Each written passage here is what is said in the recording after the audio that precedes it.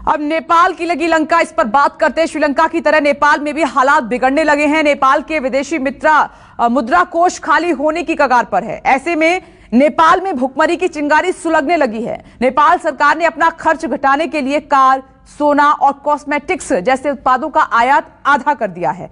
आर्थिक संकट से नेपाल में भी श्रीलंका जैसी तस्वीर बनने लगी है। देखिए खास रिपोर्ट।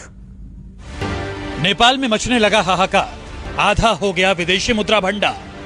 नेपाल में सुलगने लगी भूख की आग। नेपाल भी श्रीलंका जैसा होगा बर्बाद। नेपाल की तस्वीर भी श्रीलंका जैसी होने वाली है। नेपाल भी श्रीलंका की तरह पाई पाई को तरसने वाला है। नेपाल भी भूख की तपिश में सड़कों पर उतरने वाला है। नेपाल में भी श्रीलंका जैसा त्राहिमाम मचने वाला है। नेपाल भी श्रीलंका की तरह उस तिराहे पर आकर खड़ा हो गया है जहां से बर्बादी की राह निकलती है। नेपाल की गलियों में भूख की चिंगारियां भड़कने लगी हैं। तस्वीर साफ है कि नेपाल में भी भुखमरी का बम फटने वाला है।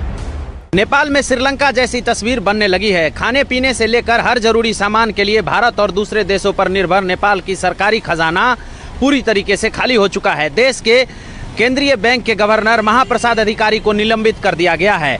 देश में वाहनों और अन्य महंगा लग्जरी वस्तुओं के आयात पर रोक लगा दी गई है। हिमालय की गोद में बसा नेपाल इस वक्त अपने बुरे दौर से गुजर रहा है। नेपाल पूरी तरह आर्थिक संकट से जूझ रहा है। भूख से बिलखती श्रीलंका की हर तस्वीर में है भूख प्यास की तड़प है। लेकिन श्रीलंका जैसी ही तस्वीर नेपाल के नक्शे पर भी उकरने लगी है, क्योंकि नेपाल का विदेशी मुद्रा भंडार खाली होने की कगार पर है।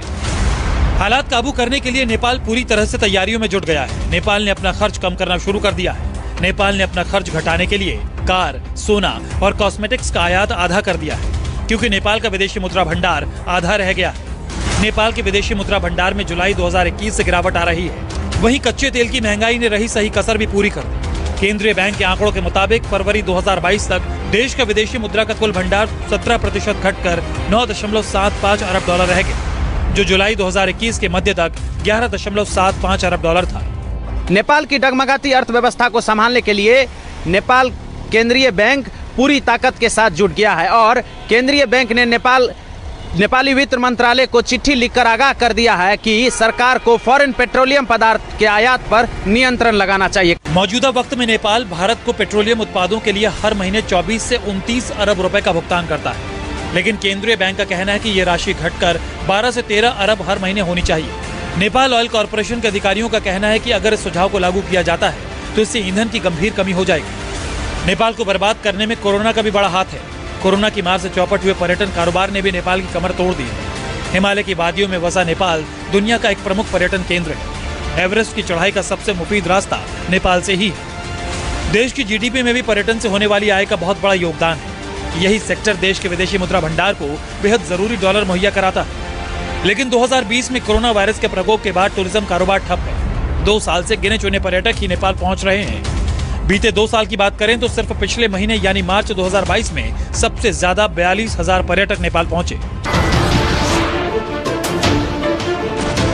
नमस्कार, मैं हूं मानक गुप्ता।